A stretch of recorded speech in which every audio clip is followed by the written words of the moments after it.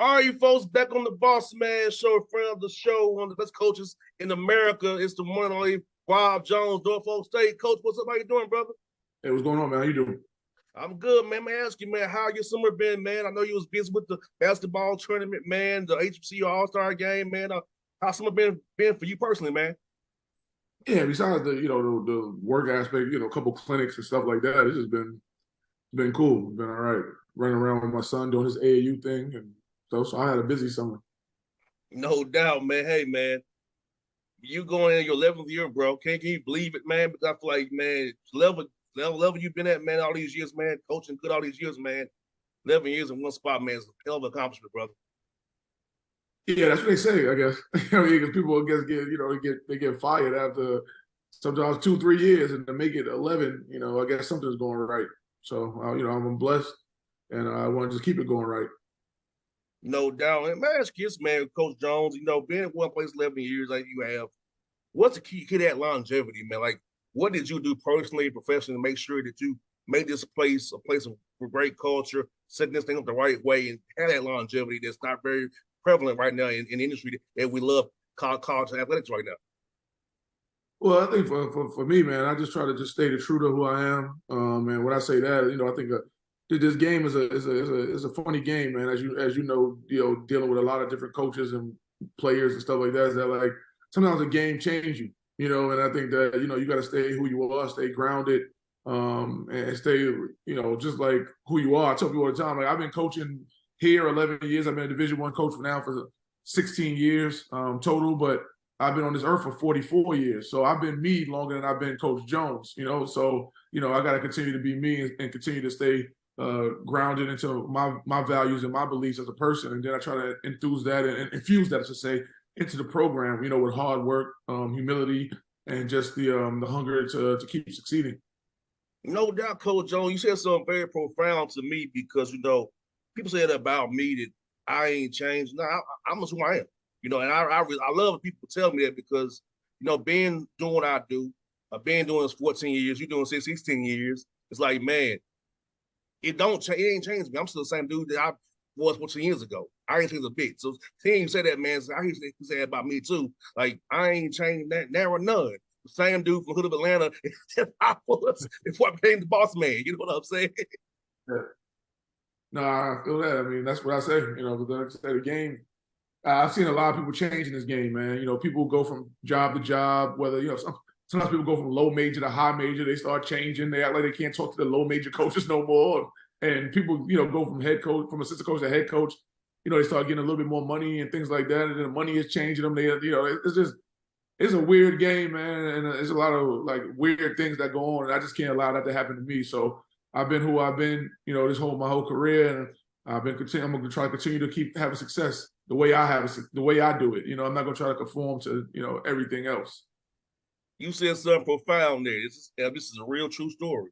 There are guys who's come on my show, got highway to jobs, don't answer text no more or calls. That's a fact. People be turning into weirdos, man.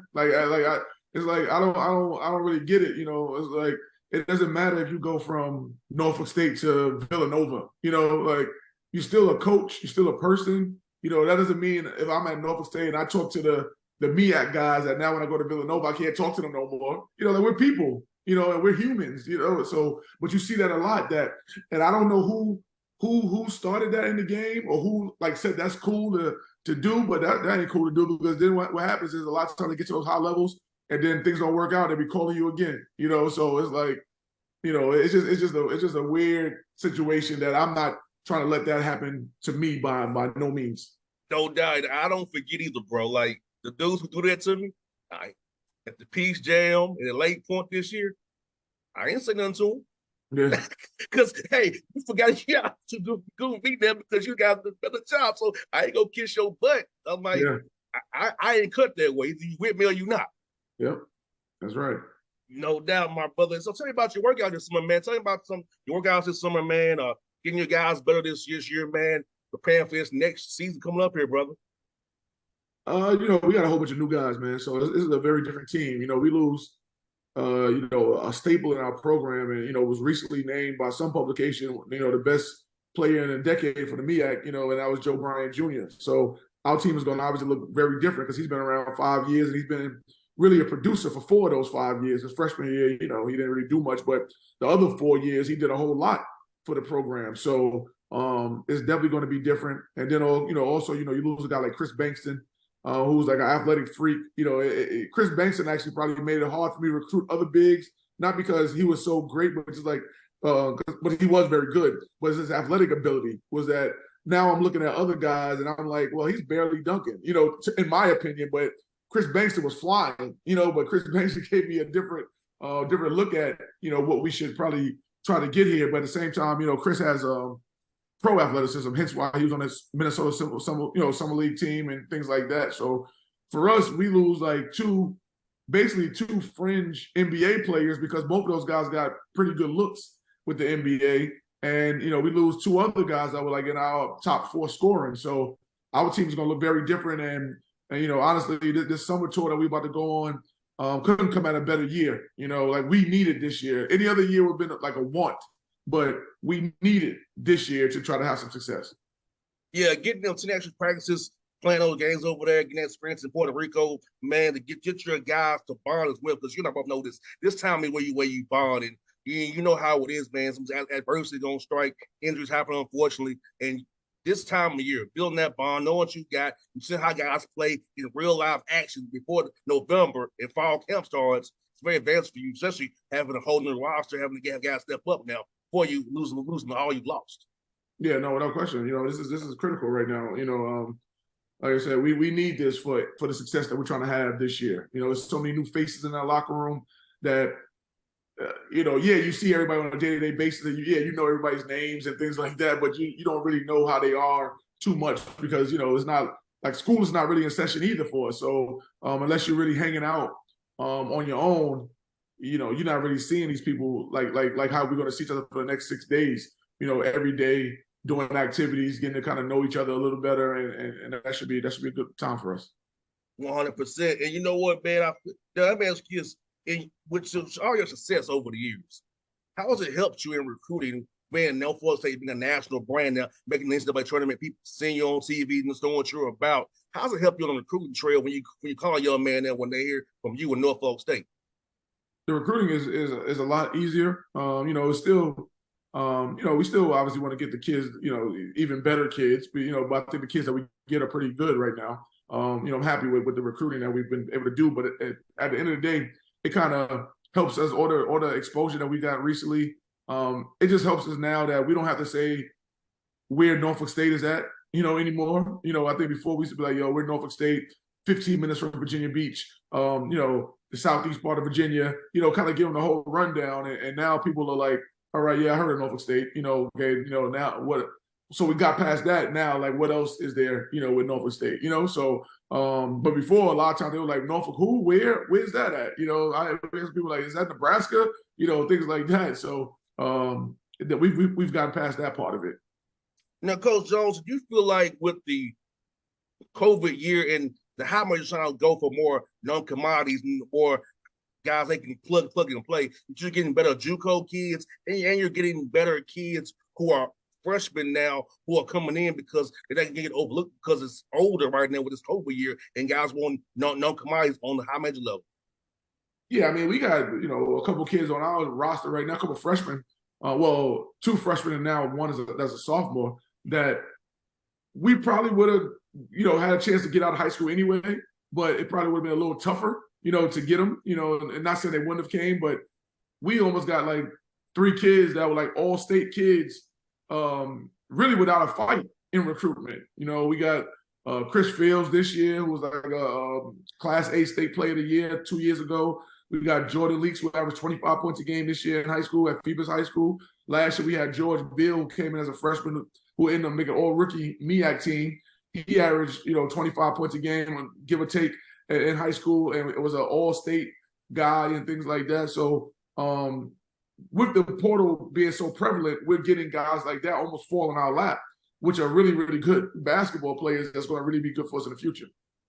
No doubt there, Coach Jones. I've been interviewing a lot of MEAC coaches all week long, talking about how they're gunning for you and your guys. So How do you prepare your guys mentally to know everybody in your conference is gunning for you guys? You have to be prepared every day, getting everybody's best shot every night. And as the league has gotten better from top to bottom underneath you guys.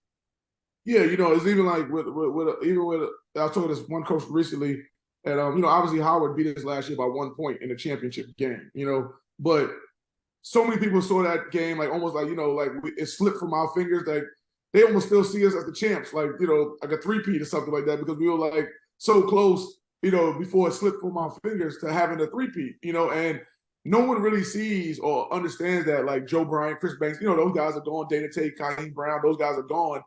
No one cares. They just see the success that you had, and they know that you won 2 out of the last 3, regular seasons and MEAC championships, combined. We've won 2 out of 2 each, I should say, of those. And people just automatically gun for you next year. I'm curious to see how the preseason rankings will come out, because we shouldn't be picked number 1. I'm just because like, how do we lose all those people and you go pick us number 1?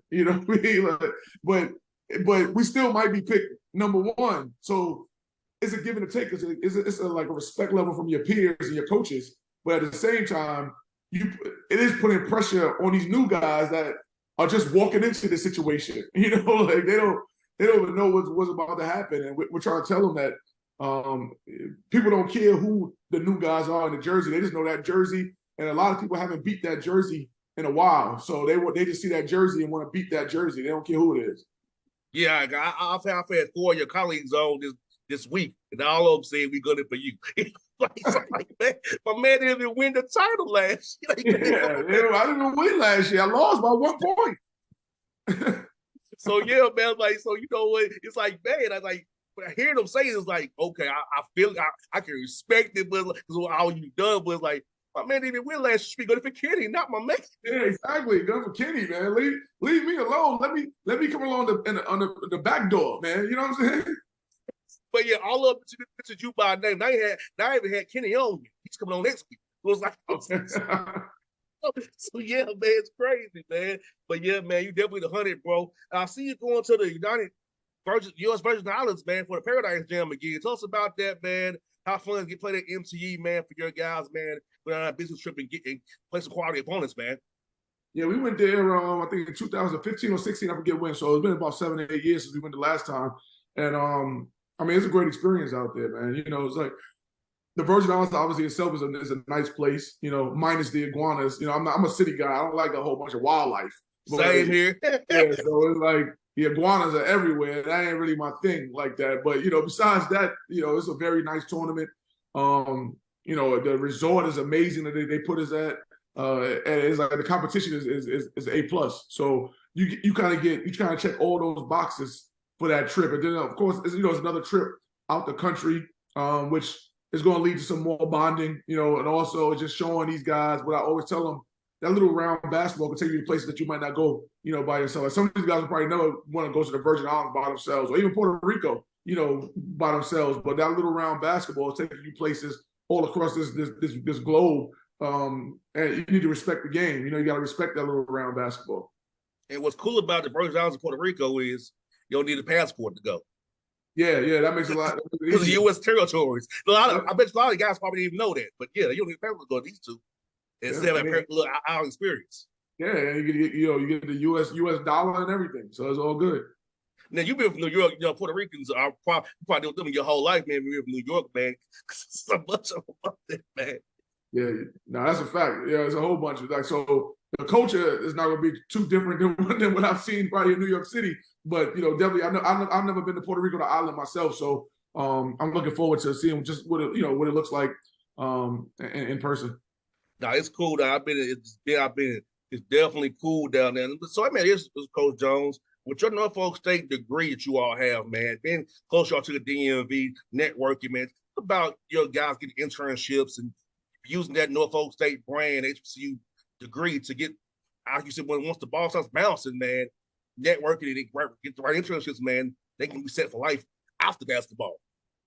No, that's without question. I mean, even like currently, last year we had a young man who was actually one of our student managers. He clearly he's not a player, so he has a different look on things. He wants to be like a sports agent and maybe work with the NBA. So through the HBCU NBA fellowship, we were able to give him a recommendation for that program, and he worked with the Boston Celtics last summer. So now he has that experience on his resume for now when he goes forward to whatever he's trying to do in the future. And then we had another young man who actually had one more year of eligibility, but through the course of time, his injuries and stuff like that really, his career kind of derailed. And, he was able to get into TCU MBA program, which is like, prestigious MBA program, and to get his master's. And we, help facilitate that as well. Because at Norfolk State, we don't have an MBA program. So, because he would have just did ours. But being that we don't have one, we were able to get him into that. And then we got an internship at Deloitte accounting firm. So, one of the largest accounting firms in the world. So, we're doing a lot of things off the court too. Sometimes that stuff don't get publicized enough. It's just like the wins and losses. And I get it too, because, as a coach, all everybody cares about is your wins and losses. You can say you have 100% graduation rate, you can have this, but if you 0-30, they still want you out of here. So, it's like you got to do what you got to do to make sure that win-loss record is where it needs to be.